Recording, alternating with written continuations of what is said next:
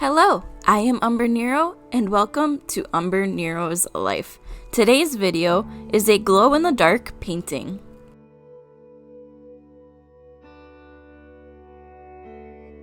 So, in this video, I am doing a glow-in-the-dark painting.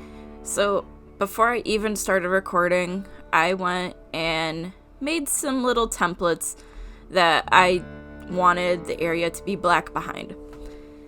I ended up having to repaint the area later, but it happens.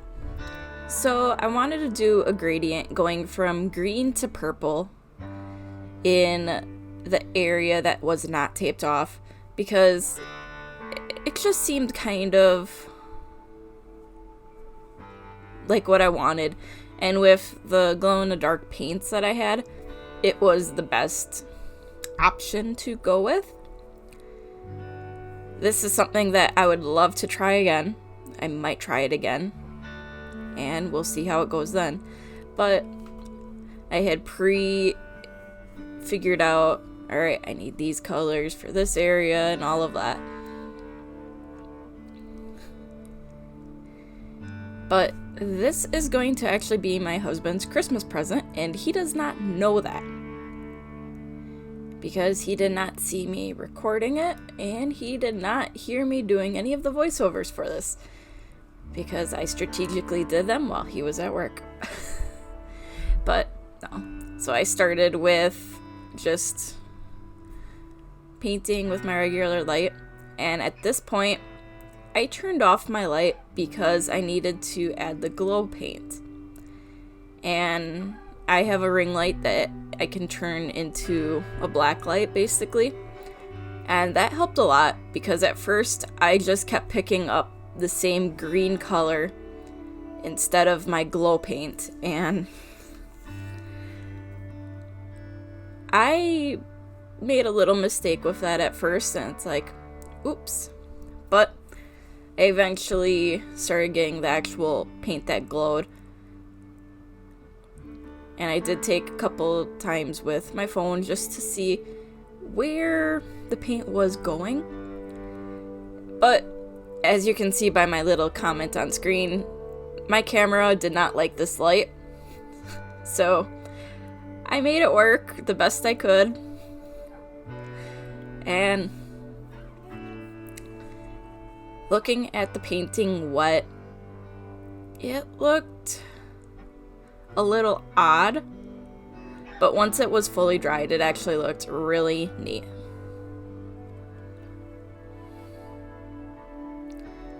So the glow paints I used went from that green to purple color scale as well, and I tried to lay them out in the same general areas where that color was on the background.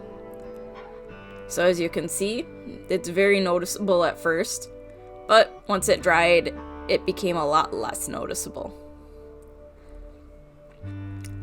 And I went and had to remove all of my masking tape. And this is where I realized I went a little heavy on the paint in the center. So I had to touch up the two turtles that I put in the center of the painting.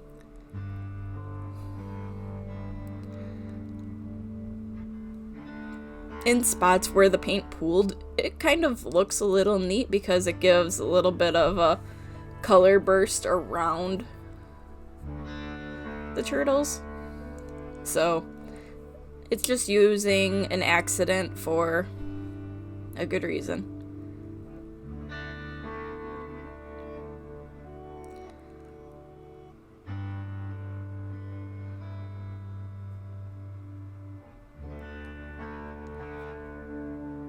With the second one, I figured I would remove it layer of tape by layer of tape and outline as I went because, you know, I don't want to accidentally mess up something.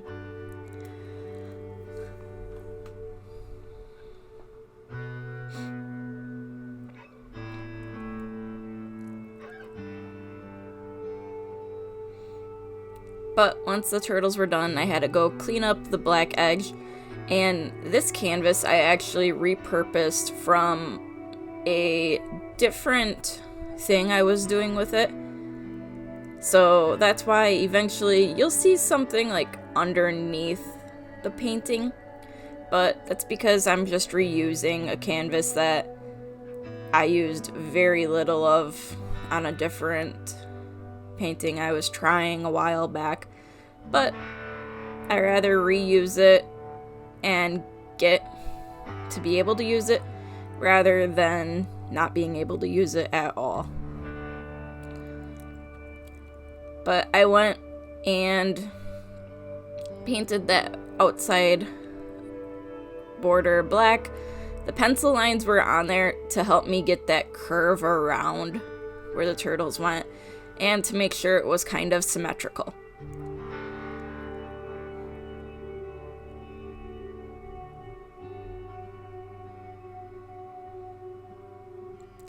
So unfortunately, I did not get a shot of this painting fully dry because I realized I didn't after I had already wrapped it up as a Christmas present. So I'll have to get a picture of it and post it at another point.